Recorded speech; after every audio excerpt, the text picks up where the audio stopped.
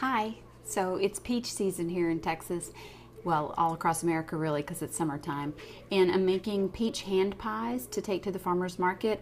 I thought it might be a good recipe to show you since you might not be able to attend my farmer's market and buy them. The first thing you need to do is peel your peaches, and you can do that with a knife if your peaches are fairly firm. If they're really soft, you may have to just dip them in boiling water for just a second and then slip the skin off like you would do with the tomato. But let me just show you how it goes with the knife. It's really quick. I think a lot of people avoid this kind of thing because they think, it's too hard. But there you can see there's a bad spot on them, so you just want to cut those away. And then just go around your peach. Make sure you have a really sharp knife, and it doesn't take very long. Once you get the skin off, then you're just going to cut the peach right off the stone. If you have freestone peaches, you can cut it in half like an avocado. If you don't, just take the side of it from the top and make a little wedge cut, and then just do them like that. Okay? Then you can get them off right into your bowl. Again, just cut off any of the bad spots.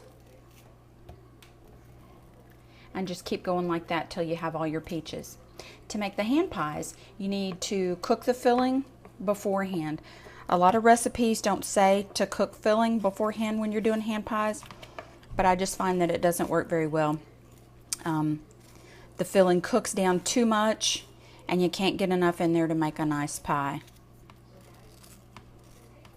Also, if you don't cook it down, too much juice comes out of it, and it just doesn't make a nice product. Okay, now you'll notice that I've got a lot of bad spots on this peach, but that's because I got them for like almost free from the grower because it was what he had left at the end of the day. So if you can find a deal like that, go for it.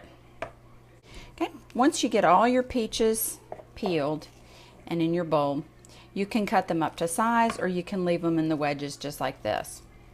Then we're going to move over to the stove, put these in a pan, and I'll show you how to cook down the filling and what you need to add to it. Making this filling is so simple. There's really only a couple things you need to add. One of them is not real obvious, and that's a pinch of salt. Almost any time you're making a dessert of any kind, add a pinch of salt. The next thing you're going to add is a little bit of cornstarch. If you can find clear gel, you can use that. It's just a modified cornstarch. And the only difference is, while it thickens, it helps the juice become clear. I've added about a tablespoon, and I have about 3 cups of peaches there. That's going to be enough to thicken the whole thing. Then you're just going to add enough sugar so that the peaches have the flavor that you want them to have. Again, I'm going to start with about 1/4 cup. The best way to tell how much sugar your peaches are going to need is to taste the peaches. If they're really ripe, they'll be really sweet and they won't need as much. But the flavor of fruit varies so much that you really need to taste it and see. Other flavorings that you can add might be cinnamon, nutmeg, and I like to add a touch of almond extract, but I'll do that at the very end because when you cook extracts, since they're alcohol based, a lot of the flavor cooks out. That's it. This is on a medium heat, and that's all you need to do is watch that till it cooks down and lets most of the juices come out, and it cooks to sort of almost a jam or preserve-like consistency.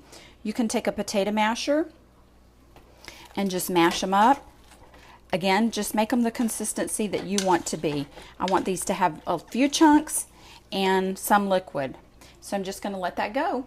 And then when they're done, I'll show you how to fill the pies. And then in another video, I'm going to show you how to make this amazing mock puff pastry.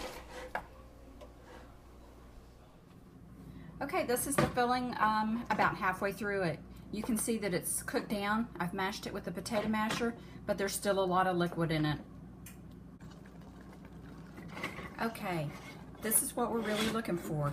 It's cooked way down. It's even changed color a little bit. It's darkened a little bit, and you can see that it's getting really nice and thick and pretty bubbly. You'll have to let this cool completely before you make your pies. So just switch off the heat, pour it up in a different bowl, and you could even put it in the refrigerator for a little bit if you want to. Also, this is the point that you need to taste it, adjust for seasoning. If you need to add a little bit of sugar, you would want to add it and cook it just a tiny bit so that it'll dissolve. And then I'm going to add a little bit of almond extract to this because that flavor goes really well with the peaches. Okay, it's now time to roll out the pies. The filling has chilled, so I'm going to set this down so I can get on to business. Okay, we're getting ready to roll out the pastry, and you can see that I've got my work surface well floured here, and in the little bowl is some heavy cream. That's what we're going to use to seal the edges of the pastry dough with. You can use a frozen puff pastry. That's really one of the easiest ways to do that, but I'm using a homemade mock puff pastry that I made. It's a great recipe, and I am going to share it with you in another video. Just shape your pastry. This is a little bit hard, but it's going to warm up really fast. Dust the top of that with flour. Dust your rolling pin with flour. Okay? And you're just going to work that out. I'm going to make little triangle shaped turnovers that I'm going to bake, but I'm going to cut the pastry into squares and fold it over. And so for that reason, I'm going to try to roll my pastry out in a little bit of a square. Just keep going with this. As you roll it, it gets warmer, and then you have to work kind of fast. A couple of tools that are handy to have on hand for this are a pastry brush and also a bench scraper, which I got to go find mine. Hang on just a sec. Okay, there's a bench scraper. If you don't have one of those, you need to go ahead and get one if you're making any kind of amount of pastry. It's really helpful for cleanup, for cutting, all that kind of thing. Mine was sitting on the board hiding behind a Ziploc bag. They'll do that sometimes. You gotta watch it.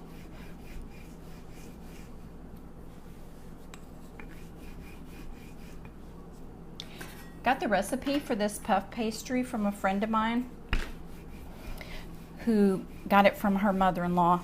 So it's kind of an old family recipe, and she's one of those ladies that really knows how to cook, so it's a fantastic recipe. I've never met her. She's a South African descent lady. My friend's husband's family were farmers in Zimbabwe, then Rhodesia, actually for generations.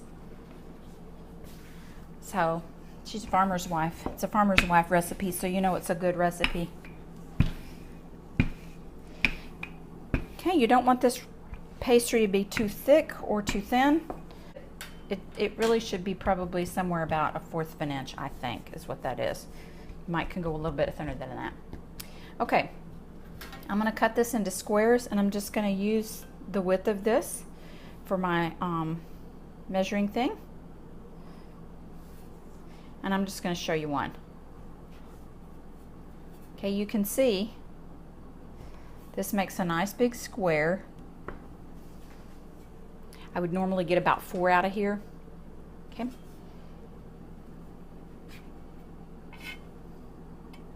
But I haven't rolled it out very nice.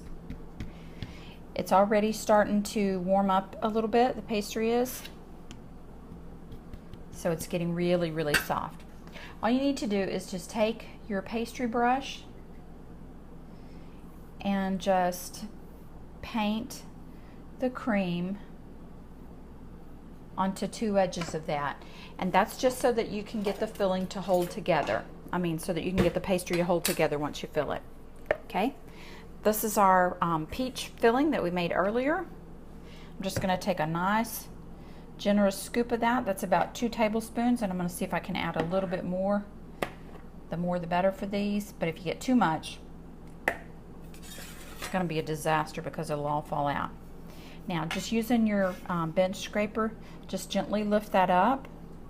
Let the edges meet together. That's about the right amount of filling. And just crimp that together with a fork. The cream that you used there is going to help the pastry stick together. Okay? Last thing you want to do with this is you want to prick the top of it a little bit so that the steam will have a chance to escape. I'm making an X on these because I have some others that have straight lines and they're strawberry. Okay, once you get that done, all you need to do is put this on a baking tray that you've lined with parchment paper. Bake it in the oven for 375 for about 20 to 25 minutes. If you want the top to be really pretty, go ahead and brush that with a little bit of egg wash. All that is like an egg that you've added about a tablespoon of water to and just beaten up really well, and then sprinkle it with some coarse sugar. I'm not going to bake these right now. I'm going to go ahead and put them on a tray and freeze them so I can bake them off later. That's another option. You'd bake them the same way, brushing them with the egg wash and sprinkling with the coarse sugar, but you just need to increase your baking time to about 30 minutes if you're doing them from frozen. That's all there is to making your own peach hand pies. It's really simple. I hope you'll try it while peaches are in season.